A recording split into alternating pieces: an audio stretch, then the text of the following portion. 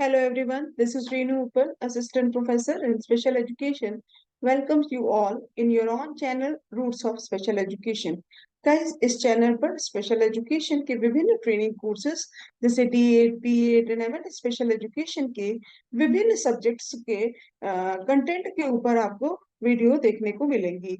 Guys, आज हम इस सेशन में बिहेवियर मॉडिफिकेशन के बारे में डिस्कस करेंगे। बिहेवियर मॉडिफिकेशन होता क्या है, इसका बेसिक्स क्या है। इससे पहले मैं आपको बता दूं कि इससे पहले की जो मेरी वीडियोस हैं, meaning of assessment and its various types and what is behavioural assessment, behavioural assessment क्या होता है, इसके जो प्रीवियस वीडियोस हैं गाइस, उसका डिस्क्रिप्शन बॉक्स में मैं लिंक डाल दूंगी। यदि आपने वीडियो नहीं देखी हो तो प्लीज आप डिस्क्रिप्शन बॉक्स से चेक कर सकते हैं। मैं इंश्योर करती हूँ कि आपको वो दोनों वीडियोस देखने पर जो है इस टॉपिक को समझने में और भी अधिक आसानी होगी। तो आइए हम इस टॉपिक को स्टार्ट करते हैं। बिहेवियर मैनेजमेंट, जिसे हम लोग व्यवहार प्रबंधन कहते हैं। ओके, तो आज के जो फोकस पॉइंट रहेंगे गाइस, वो रहेगा difference between skill and problem behaviour. इसे हम थोड़ा सा रिवाइज करेंगे।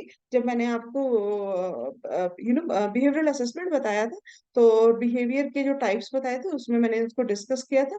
लेकिन आज हम इसको फिर से रिवाइज करेंगे ताकि आपको जो है आगे के जो इसके कंटेंट है उसको समझने में जो है वो इजी रहेगा।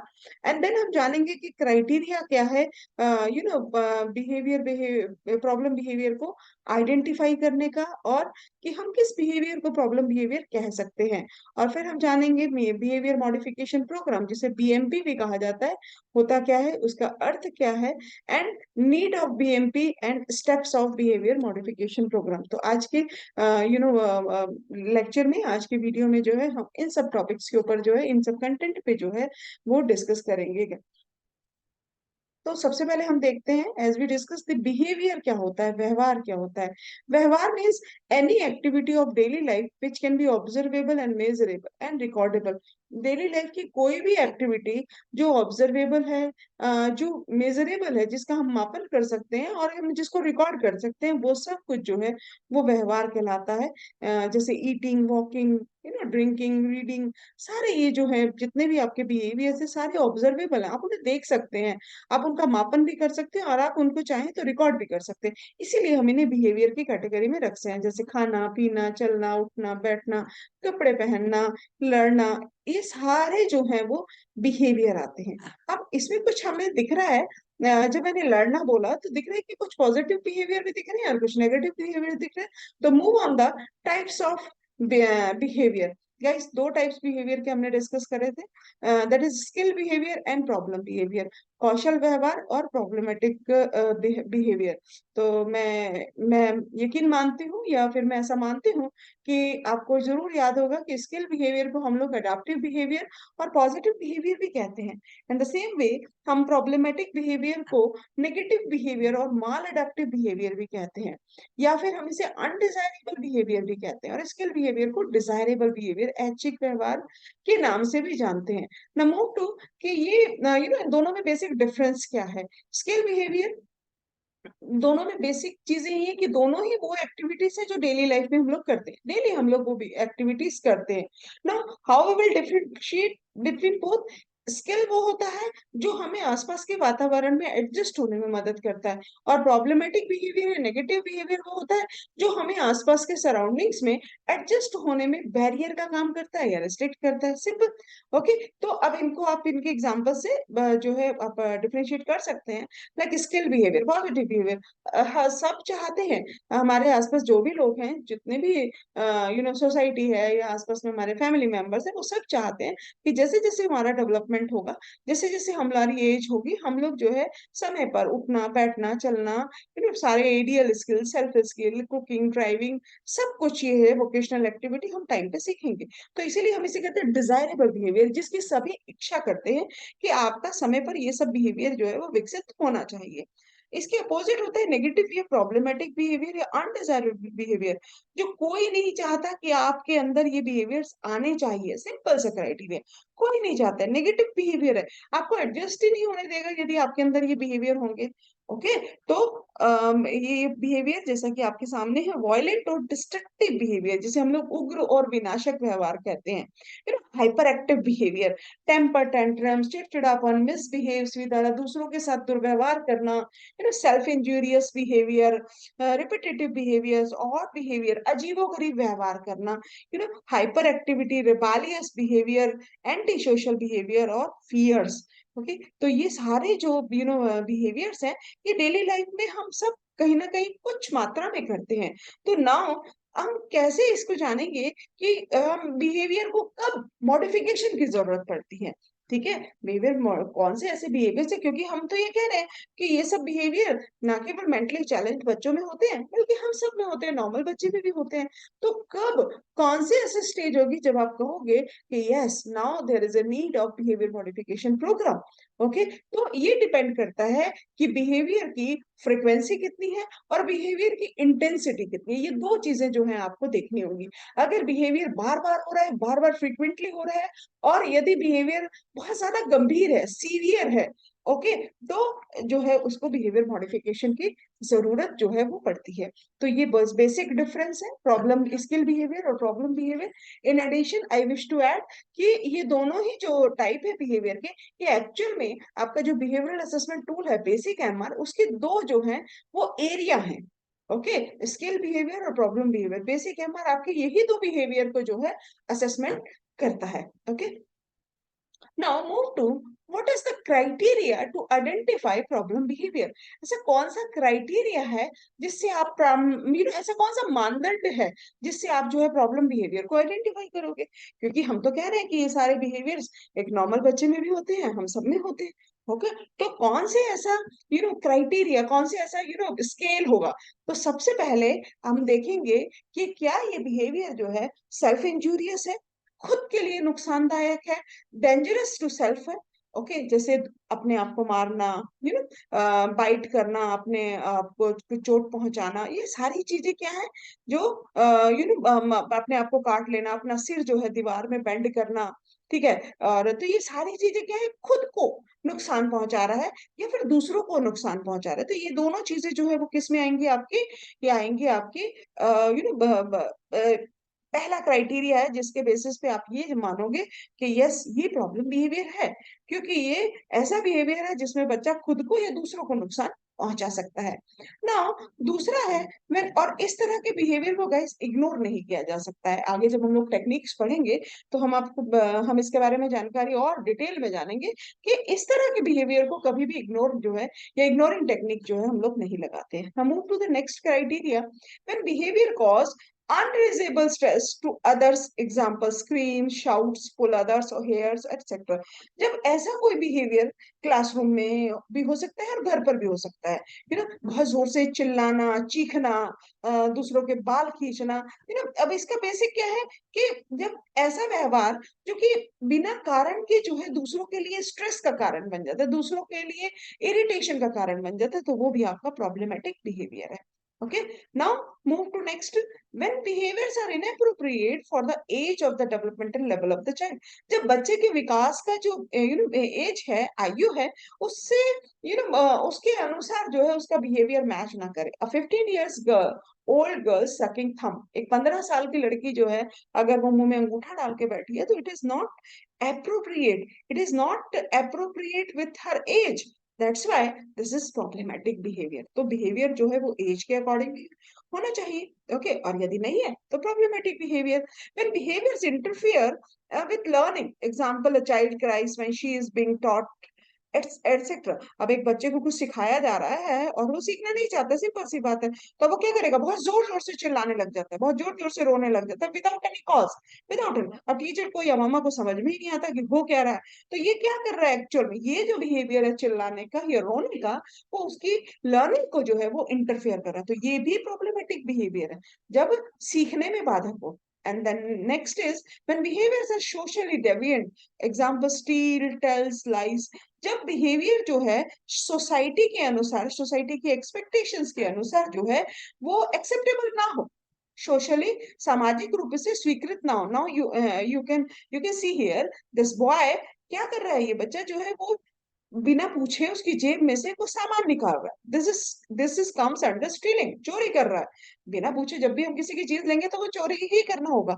झूठ बोलना, ये सारी चीजें, या फिर किसी की पब्लिकली चीजों को नुकसान पहुंचाना, तो ये सारे क्या है, सोशली नॉट एक्सेप्टेबल बिहेवियर है, सोशली डेविएंट बिहेवियर।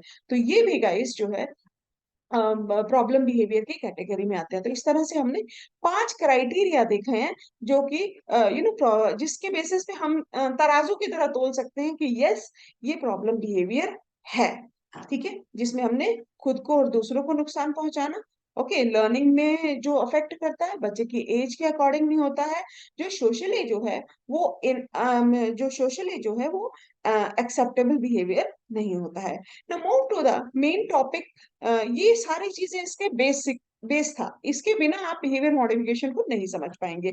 तो ना move to the topic that behaviour management या बिहेवियर मॉडिफिकेशन या व्यवहार परिमार्जन जिसे हम कहते हैं, ये होता क्या है। Behaviour modification is a technique, ये एक टेक्निक है, ये एक अप्रोच है, उपागम है, use to increase desirable behaviours and as well as to decrease undesirable or problematic behavior।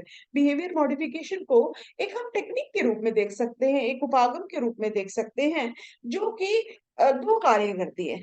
वो स्किल बिहेवियर को बढ़ाएगी और प्रॉब्लमेटिक बिहेवियर को जो है वो कम करने का प्रयास करेगी। तो वही बिहेवियर मॉडिफिकेशन में मेनली हम लोग यही करते हैं। अब क्वेश्चन आता है कि ये बिहेवियर मॉडिफिकेशन जो टेक्निक है, इसके पीछे कौन सी थ्योरी है, बिकॉज लर्निंग से रिलेटेड है ये सारी चीजें। तो गाइस इसके पीछे जो है स्किनर की ऑपरेंट कंडीशनिंग जो है वो बेस है। ये ऑपरेंट कंडीशनिंग की ही देन है बिहेवियर मॉडिफिकेशन और shaping of the behaviour, reinforcement and so many things। okay, connected to school of behaviorism, like guys psychology में बहुत सारे schools हैं, जिसमें आपका बिहेवियरिज्म, स्ट्रक्चरलिज्म, फंक्शनलिज्म, गेस्टाल्ट का स्कूल है, एंड बहुत सारे स्कूल्स हैं, उनमें से एक स्कूल है बिहेवियरिज्म। तो व्यवहारवाद जो है, जिसमें सारी आपकी जो लर्निंग थ्योरीज हैं, मोस्टली आपकी पेवलव की सोशल लर्निंग, कॉग्निटिविज्म, ये सब कुछ जो है वो कहीं ना कहीं लर्निंग के आपके जो है लर्निंग में ही बिहेवियरिज्म का ही भाग है। तो ये जो है मेन हम जानना चाहेंगे कि बिहेवियर मॉडिफिकेशन में जो है हम दो चीजें करते हैं। आप बस इतना ही ध्यान रखिए कि बिहेवियर मॉडिफिकेशन जो है वो स्किनर की ऑपरेंट कंडीशनिंग पर बेस्ड है, बिहेवियरिज्म के स्कूल से कनेक्टेड है, और इसमें हम दो ही चीजें करते हैं। एक तरह की टेक्निक है, स्किल बिहेवियर को उसमें बढ़ाया जाता है और प्रॉब्लमेटिक बिहेवियर को कम करने का प्रयास किया जाता है। Okay, the move to the need for management of problem behaviour. हमें क्या जरूरत है इस बिहेवियर को मैनेज करने की, पड़े रहने दीजिए, अगर प्रॉब्लम बिहेवियर है तो इट्स ओके है। No, why we need to manage this behaviour problems. पहला तो मैंने आपको बताया कि कब हमें ये हम बोल सकते हैं कि यस, यहाँ पर जो है हमें इस बिहेवियर को मैनेज करने की जरूरत है, ध्यान देने की जरूरत है। वो दो चीजें इसमें मेन होती है, that is one is frequency and next is intensity, कितनी बार बार हो रहा है वो बिहेवियर, और कितनी जो है उसकी गंभीरता है या इंटेंसिटी कितनी है। तो ये चीजें आप देखने के बाद में हमें देखेंगे कि क्या जरूरत है बिहेवियर में, क्या आवश्यकता है। तो सबसे पहली बात है कि it reduces social acceptability of the child. अगर गाइस यदि बच्चों में जितने ज्यादा जो है वो बिहेवियर प्रॉब्लम होंगी, तो सामाजिक स्वीकार्यता को जो है वो कम करता है। और हमें सोसाइटी में रहना है, हम सोशल बीइंग हैं, तो हमें सोसाइटी की नॉर्म्स और सोसाइटी के अकॉर्डिंग जो है बिहेवियर जो है हमें करना पड़ता है। तो अगर प्रॉब्लम बिहेवियर होगी तो सोसाइटी जो है एक्सेप्ट नहीं करेगी, तो इसलिए भी जरूरी है। Next is it can harm the child as well as others, क्योंकि ये बच्चे को नुकसान पहुंचा सकता है और दूसरों को भी नुकसान पहुंचा सकता है, इसलिए okay, it interfere child's learning process, क्योंकि ये बच्चे की लर्निंग प्रोसेस को स्कूल पर, घर पर जो है वो इंटरफेयर करता है। तो बच्चा सीखेगा नहीं तो बढ़ेगा कैसे, कैसे चीजों को कैसे एनवायरनमेंट में ग्रो करेगा बच्चा। तो लर्निंग बहुत जरूरी है, और प्रॉब्लमेटिक बिहेवियर की वजह से यदि लर्निंग इंटरफेयर करती है तो इमीडिएटली हमें उसे मैनेज करने की जरूरत पड़ेगी। एंड देन क्योंकि जो बिहेवियर है वो सोसाइटी के अनुसार एज के अकॉर्डिंग नहीं है, एज के अकॉर्डिंग इनअप्रोप्रिएट है तो भी ठीक नहीं है। और बिहेवियर जो है वो बच्चे की परफॉर्मेंस को अफेक्ट कर रहा है। तो ये कुछ बेसिक कारण हैं जिसकी वजह से आपको बिहेवियर मॉडिफिकेशन प्रोग्राम जो है वो उपयोग में लाने की आवश्यकता है। ना move to the next step कि स्टेप्स क्या होते हैं। अब बिहेवियर मॉडिफिकेशन यदि हमने ये डिसाइड कर लिया है कि अब हमें बच्चे का बिहेवियर मॉडिफिकेशन करने की जरूरत है, क्योंकि जो उसके बिहेवियर्स हैं उनकी फ्रीक्वेंसी भी बहुत ज्यादा है और उनकी इंटेंसिटी भी बहुत ज्यादा है। Now you we have decided कि this child need behaviour modification. Okay, तो क्या क्या स्टेप्स जो है वो हम लोग फॉलो करेंगे। गाइस ये स्टेप्स टोटल 7 स्टेप्स हैं और इतने डिटेल में है ये स्टेप्स, इसकी टेक्निक्स, रिवार्ड, अपने आप में ये एक एक टॉपिक है। ओके, तो हम इसको 2 या 3 जो है वीडियोस में कवर करने की कोशिश करेंगे। तो आज जो है मैं फर्स्ट 2 स्टेप्स जो है यहाँ पर डिस्कस करूंगी एंड अपकमिंग जो है 2 वीडियोस के अंदर जो है ये मैं पूरे बिहेवियर मॉडिफिकेशन को कवर करूंगी गाइस। तो next is the selection, sorry, first step is the identification of problem behaviour. जब हमें लगता है कि बच्चे के अंदर प्रॉब्लम बिहेवियर है तो हम उसको सबसे पहले आप आइडेंटिफाई करिए, पहचान करिए। ठीक है, आपने रैंडमली देखा कि यस ये प्रॉब्लम बिहेवियर इसमें लग रहे हैं, तो आप सबसे पहले तो पहचान करके, और जब हम असेसमेंट की बात करते हैं तो वो रिटर्न में होगी सारी चीजें, है ना। तो अब इसको करने का तरीका क्या है पहचान करने का। आप बच्चे को डायरेक्टली ऑब्जर्व कर सकते हैं। ठीक है, आप पेरेंट से इंटरव्यू ले सकते हैं, जो कि आपकी केस हिस्ट्री में आप ध्यान से देखिएगा तो आपका स्टार्टिंग में ही आता है कि प्रॉब्लम्स क्या है बच्चे की, या मैनेज करते समय आपको क्या क्या दिक्कत होती है, आप पेरेंट्स से डायरेक्टली पूछते हैं। एक्चुअल में वो ये बिहेवियर प्रॉब्लम्स की ही बात हम लोग वहां पे कर रहे थे। केयर टेकर्स जो बच्चे के साथ हैं, आप उनसे भी जो है वो कर सकते हैं, या फिर चेकलिस्ट भी यूज कर सकते हैं। जैसे कि मैंने आपको बताया कि बेसिक एमआर जो है आपका, जो उसका पार्ट बी है, वो बेसिकली प्रॉब्लम बिहेवियर को ही असेस करता है, जिसके कि 10 डोमेन है, क्योंकि हमने लास्ट स्लाइड्स में जो हमने टाइप्स ऑफ प्रॉब्लम बिहेवियर के रूप में देखा था। तो आइडेंटिफिकेशन करते समय आप ऑब्जर्व कर सकते हैं, इंटरव्यू ले सकते हैं, या फिर डायरेक्टली जो है वो केयर टेकर के द्वारा या फिर चेकलिस्ट लगा करके जो है आप बिहेवियर बिहेवियर्स को, जो कि प्रॉब्लमेटिक है, उनको आइडेंटिफाई कर सकते हैं। क्योंकि मेनी टाइम्स अ चाइल्ड में प्रेजेंट जस्ट वन प्रॉब्लम और मोर देन वन प्रॉब्लम। जरूरी नहीं है कि एक बच्चे के अंदर एक प्रॉब्लम या एक से ज्यादा प्रॉब्लम हो सकता है किसी बच्चे के अंदर एक भी प्रॉब्लम ना हो, और हो सकता है कि किसी बच्चे के अंदर एक से ज्यादा प्रॉब्लम हो, ये एक भी। और दूसरी चीज है कि ये जो प्रॉब्लम्स हैं वो आप, हो सकता है कि एक ऐसा बच्चा हो फॉर एग्जाम्पल कि स्कूल में उसको कोई प्रॉब्लम ना हो, लेकिन घर में वो बहुत शरारती हो, पेरेंट्स अक्सर शिकायत करते हैं। तो गाइस, जब आप इस स्टेप को आप यूज करेंगे, फर्स्ट स्टेप जब आप फॉलो करेंगे, तो आपको ये जो आइडेंटिफिकेशन करना है पैरेलल करना है, स्कूल में भी और घर में भी। इस बिहेवियर मॉडिफिकेशन के बिल्कुल एंड में जाकर के मैं आपको एक परफॉर्मा इंट्रोड्यूस करूंगी आपका जो है बिहेवियर मॉडिफिकेशन का। तो आप देखिएगा उसमें पैरेलल जो है वो असेसमेंट चलेगा। क्या घर पर भी है प्रॉब्लम, और कई बार ऐसा होता है कि एक बच्चे के अंदर स्कूल और घर दोनों में प्रॉब्लम्स है। ठीक है, कई बार होता है कि घर में बिल्कुल प्रॉब्लम नहीं है, बच्चा स्कूल में प्रॉब्लम करता है। तो इसीलिए आपको दोनों जगह जो है ये चीजें देखनी होंगी, और इसको आप रैंडमली लिख लीजिए कि ये बच्चा प्रॉब्लम कर रहा है। तो this is was the first step. बस जस्ट पहचान करनी है, और उस पहचान को करने के ये माध्यम है। ठीक है, now move to the step number 2, statement of the problem behavior. अब ये स्टेटमेंट क्या होता है, समस्या व्यवहार का विवरण दीजिए। अब हमने जैसा ऑब्जर्व करा वैसा हमने लिख लिया, ठीक है, लेकिन अब हमको उसको क्या करना है, व्यवहारिक भाषा में लिखना है। अब ये व्यवहारिक भाषा क्या होती है guys, see here, after identify the behavior problem in a given child, the next step is to write these problems in behavior term. व्यवहारिक टर्म का अर्थ होता है गाइस कि हम ऐसी भाषा का प्रयोग करें जो एक से दूसरा प्रोफेशनल, अदर टीम मेंबर्स जो है उसको इजीली समझ पाए। ठीक है, हमने कोई ऐसी उलझी हुई भाषा का उपयोग नहीं करना है। लाइक हम एक वर्ड लिख देते हैं बच्चा के लिए कि चाइल्ड इज नॉटी। अब ये जो नॉटी वर्ड है, ये शरारती वर्ड जो है, शब्द है, इसका सबका अलग अलग मतलब होगा। मेरे लिए शरारती सिर्फ इतना ही हो सकता है जो अपनी जगह पे थोड़ी देर टिक करके न बैठे। हो सकता है किसी और टीचर के लिए नॉटी का मतलब हो सकता है कि जो तोड़ फोड़ करता हो, अपने बालों को नहीं मतलब लेवल थोड़ा ज्यादा। एक्सट्रीम पे हाइपर एक्टिविटी का। तो अब ये नॉटी शब्द जो है उस चीज का एक्सप्लेन, तो व्यवहारिक भाषा में मतलब होता है कि आप क्लियरली लिखिए कि बच्चा क्या कर रहा है। तो देखिए यहाँ पर एग्जांपल में ये चीज और आपको क्लियर हो जाएगी कि बिहेवियरल टर्म क्या होता है, अक्सर हम इसमें कंफ्यूज हो जाते हैं। इसका मतलब होता है कि सपोज अगर मैं बच्चे को ऑब्जर्व कर रही हूँ कि बच्चा 15 सेकंड तक भी टिक करके नहीं बैठता है, दूसरों के बाल खींचता है, दूसरों की चीजें खींच लेता है, तो हो सकता है कि आप इन सबको सम अप करके बोल दो जी बच्चा बड़ा नॉटी है, लेकिन नॉटी ये तीनों जो आपकी उसकी करेक्टरिस्टिक्स एक्सप्लेन नहीं करेगा।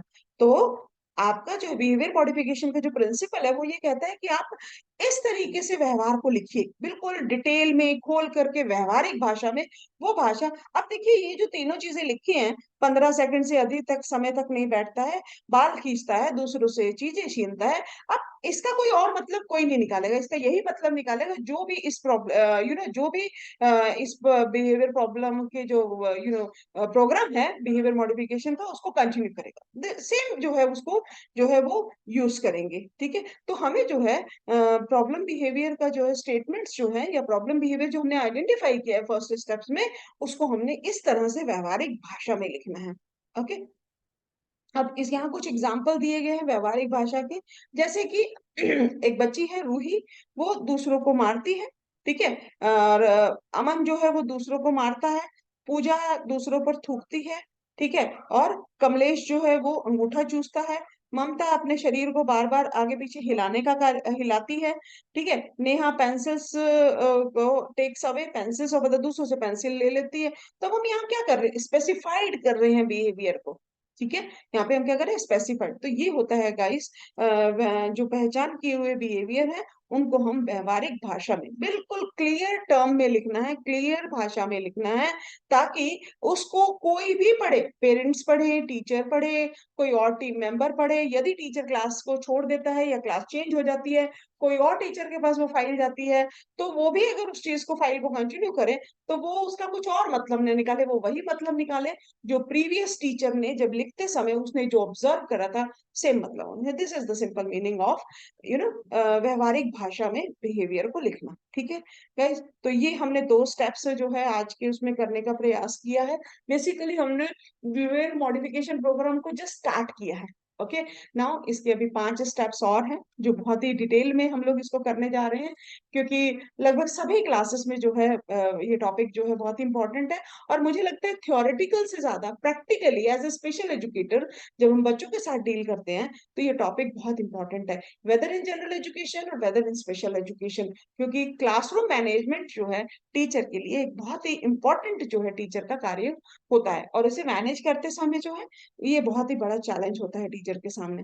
तो आई होप कि गाइस आपको ये सेशन समझ में आया होगा, और यदि आपको ये थोड़ा सा भी हेल्पफुल लगा है तो प्लीज आप इसे शेयर करिए, और इसे लाइक करके शेयर करिए, और दूसरों के साथ भी जो है वो शेयर करिए, ताकि आपको जो है आपको जो है हेल्प मिले, और वो ये हेल्प आपके फ्रेंड्स को भी मेरी तरफ से मदद जो है वो मिल पाए। और गाइस यदि आपको कोई डाउट हो तो प्लीज कमेंट सेक्शन में कमेंट करके जरूर बताएं। ओके, और यदि कोई न्यू टॉपिक आपको भी न्यू टॉपिक का यदि आपको कोई वीडियो चाहिए तो वो भी आप मुझे कमेंट कर सकते हैं guys. then take care, goodbye, and guys stay tuned with my channel. Thank you for watching. Thank you.